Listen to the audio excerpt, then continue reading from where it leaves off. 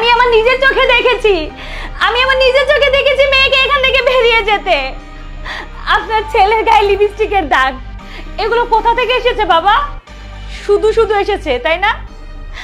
একটাবার তো চিন্তা করা উচিত ছিল আপনার ছেলের।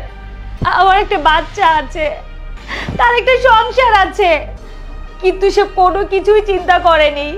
সে মেয়ে মানুষ নিয়ে ফুর্তি করেছে আমারই ঘরের মধ্যে বসে। আমি এটা কিভাবে সহ্য করব? শোনো বৌমা, তুমি আমার একটা কথা শোনো। না বাবা, না, আমি আপনার কোনো কথাই শুনতে চাই না। আমি যেটা নিজের চোখে দেখেছি সেটা তো আমি অবিশ্বাস করতে পারি না। না, খুব ভালো করেছে আমার মা খুব ভালো করেছে ওকে এখান থেকে বের করে দিয়ে। একটা দুশ্চরিত্রের সাথে সংসার করার সাথে সারা জীবন একা থাকা বলো।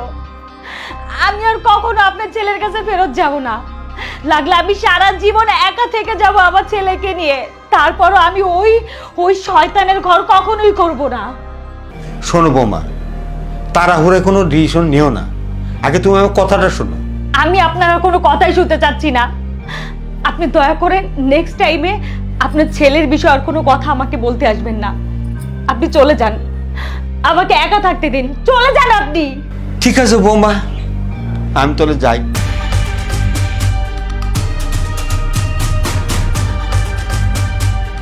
হ্যাঁ হ্যাঁ ভাই সাহেব, আর আপনি কোনো চিন্তা করবেন না, আমি আমার মেয়েকে যা বলবো ও তাই শুনবে। আচ্ছা মা, বাবু কোথায়? বাবু তো ঘুমাচ্ছে। শোন মা, তোকে একটা কথা বলি, আমি তোর জন্য একটা ছেলে দেখেছি, তোর বিয়ের জন্য। তুই অমত করিস না, আমার কথাটা রাখিস, ঠিক আছে? খুব ভালো, তোর দায়িত্ব নিবি, বাবুর দায়িত্ব নিবি, তোকে কোনো চিন্তাই করতে হবে না। তুই আমার কথাটা রাখ মা, তুই রাজি হয়ে যা, অমত করিস না। না মা, আমি কোনো বিয়ে শাদী করব না। জীবনে বিয়ে একটাই, আর সেটা আমার হয়ে গেছে। শোন, আমার অমত একটা বিয়ে করলি না, কি হয়েছে? সুখ পেয়েছিস? আরে তুই তো আমার সন্তান, আমার পেটে জন্মেছিস, তোর জন্য তো আমার খারাপ লাগে। কোনো বাবা মা কি চায় তার সন্তান অসুখী হোক? দেখ মা, তুই রাজি হয়ে যা, আমি আর কদিনই বা বাঁচবো, তাই না? তুই সুখে থাক, আমি তো এটা চাই, তাই না? তুই রাজি হ মা। কোথায় গিয়েছিল তুমি? তুমি কি আমাকে জিজ্ঞেস করার? আমি কোথায় যাই আর না যাই এটা জানার অধিকার তোমার এখন আর নেই। অনেক আগেই তুমি তোমার অধিকার হারিয়ে ফেলেছো। অধিকার? আমি তোমার স্বামী, আমার অধিকার আছে, এই জন্য আমি তোমাকে জিজ্ঞেস করলাম তুমি কোথায় গিয়েছিলে। হ্যাঁ, তুমি আমার স্বামী, তবে সেটা ছিলা, এখন আর নেই। বুঝলাম, কিন্তু তুমি যেখানে যাও না কেন তোমার সাথে আমার দুধের বাচ্চাটা ছিল, আমি এই জন্যই জিজ্ঞেস করলাম তুমি কোথায় গিয়েছিলে। না, তোমার বাচ্চা না, বাচ্চাটা শুধু আমার, একান্তই আমার। বাচ্চাটা যদি তোমারও হতো না, তাহলে তুমি একটা মেয়ের সাথে রাত কাটানোর আগে তুমি তোমার বাচ্চার কথা চিন্তা করতে। সেইটা যেহেতু তুমি করো নেই, তাহলে ও তোমার বাচ্চা হতে পারেই না। আচ্ছা, তুমি আমাকে একটা কথা বলো তো, স্বামী স্ত্রীর ভিতরে মান অভিমান এগুলো হতেই থাকবে বা লেগেই থাকবে, একটু পর আবার ঠিক হয়ে যাবে, তাই না? সামান্য বিষয় নিয়ে তুমি তোমার মাকে কেন ডেকে নিয়ে আসছো? কাজটা কি তুমি ঠিক করছো? এই চুপ থাকো, তুমি আমার মার বিষয়ে একটা কথাও বলবে না। সেদিন যদি আমি আমার মার কথা শুনতাম না, আজ এই দিনটা আমার দেখতে হতো না। আর তুমি কি বললে? স্বামী স্ত্রীর ভিতরে সামান্য ঝগড়া? না, এটা সামান্য ঝগড়া। তুমি একটা মেয়ে নিয়ে রাত কাটাবে, এটা সামান্য বলছো, তাই না? তোমার জায়গায় যদি আমি হতাম, আমি যদি অন্য একটা পরপুরুষ নিয়ে রাত কাটাতাম, তাহলে তুমি কি করতে?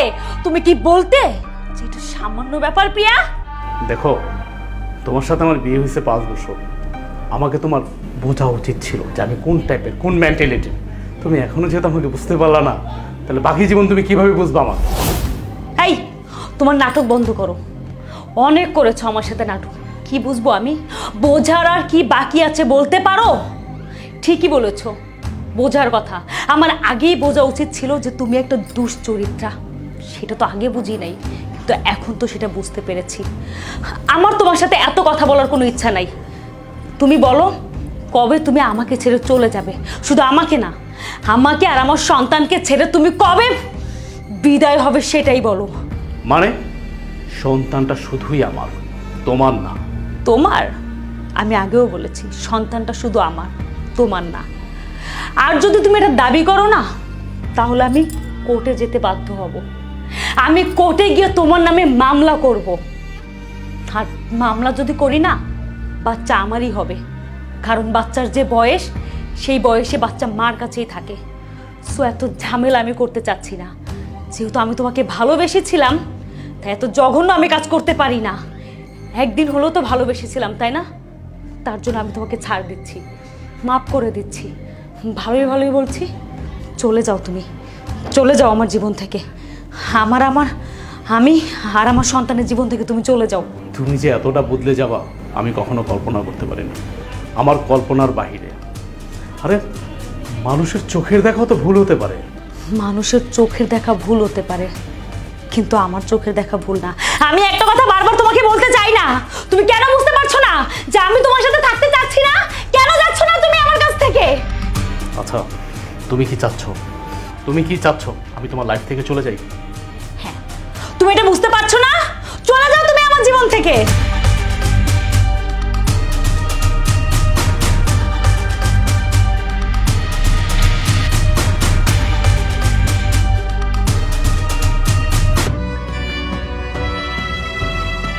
আব্বা,